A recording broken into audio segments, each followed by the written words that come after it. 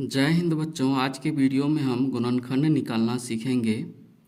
यदि आप हज़ारों वीडियो देख चुके हैं यूट्यूब पर और आप अभी तक गुणनखंड नहीं सीखे हैं तो इस वीडियो को देख करके आज ही आप गुणनखंड सीख जाएंगे। बस वीडियो को लास्ट तक देखिए और ध्यान से देखिए। तो चलिए सबसे पहले हम पहला सवाल को हल करना सीखते हैं। यहाँ देखिए, इसका पहला पद x² है, दूसरा पद 3x है और तीसरा पद यहाँ 2 है। तो गुणनखंड में हम क्या करते हैं, पहला पद को, ये जो पहला पद है, तीसरा पद से गुणा करते हैं। यानी कि पहला पद को तीसरा पद से गुणा करते हैं। तो यहाँ देखिए x² में यहाँ कोई भी संख्या नहीं है तो यहाँ 1 है, तो हम 1 को 2 से गुणा करेंगे तो यहाँ हो जाएगा 2। अब 2 को हम तोड़ करके लिखेंगे, यानी कि 2 का आवाज गुणनखंड कर लेंगे। तो यहाँ देखिए 2 में कितने गुणनखंड आ रहा है, 2 गुणे 1।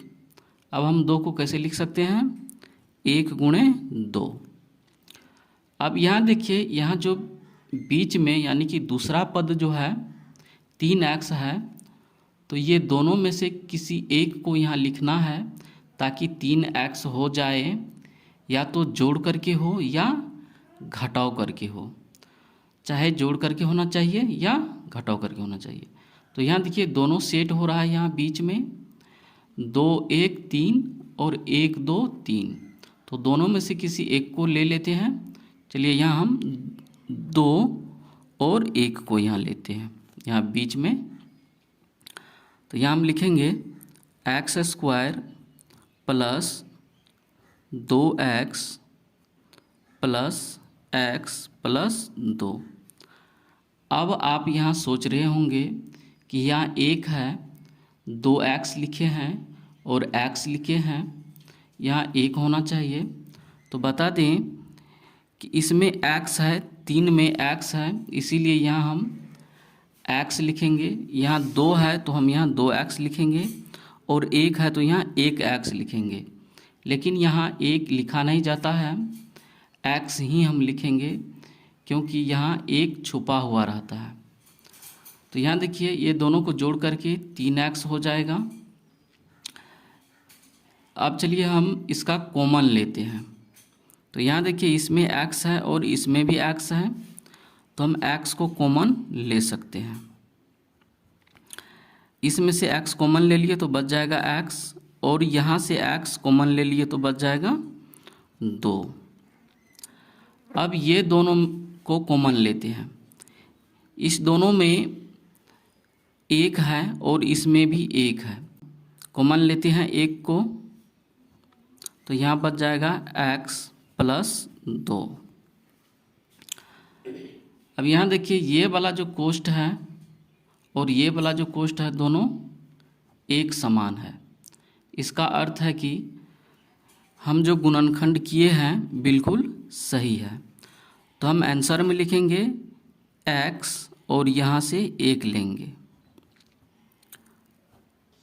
और x प्लस 2 ये दोनों समान है, तो किसी एक को हम यहाँ लिख देंगे। यही हुआ हमारा आंसर।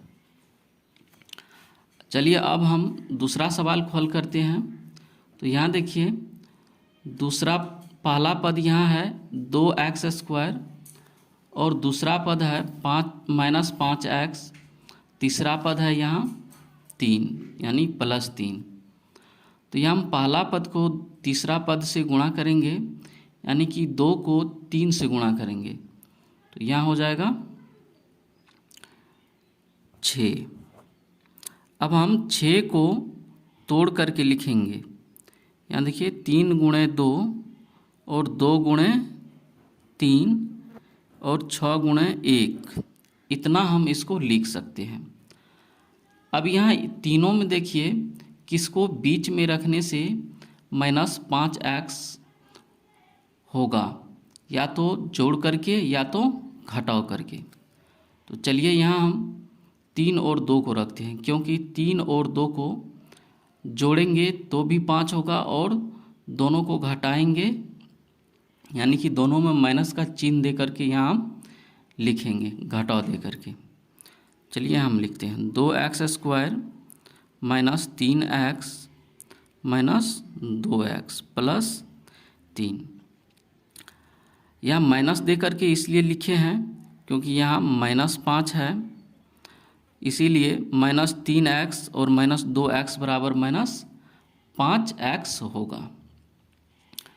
चलिए कॉमन लेते हैं। यहाँ देखिए 2 है, यहाँ 3 है, तो 2 3 को हम कॉमन नहीं ले सकते हैं। कॉमन लेने के लिए सेम राशि होना चाहिए, तो इसमें x है और इसमें x है, तो हम x को कॉमन लेते हैं। तो यहाँ बच जाएगा 2x, इसमें से x निकल गया तो बचेगा 3। अब इसको हम कॉमन लेते हैं। ये दोनों में देखिए यहाँ 2 है और यहाँ 3 है, इसको हम कॉमन नहीं ले सकते हैं। यहाँ x है, इसमें x नहीं है, तो भी हम नहीं ले सकते हैं। तो कॉमन क्या लेंगे, दोनों में 1 है, तो 1 को हम कॉमन लेंगे। तो यहाँ बच जाएगा 2x माइनस 3, सॉरी यहाँ गलत हो गया, -3 होगा। चलिए अब आंसर में यहाँ से x लेते हैं और यहाँ से 1 लेते हैं, तो x माइनस 1, ये दोनों में से किसी एक को हम यहाँ लिखेंगे। यही हुआ हमारा आंसर।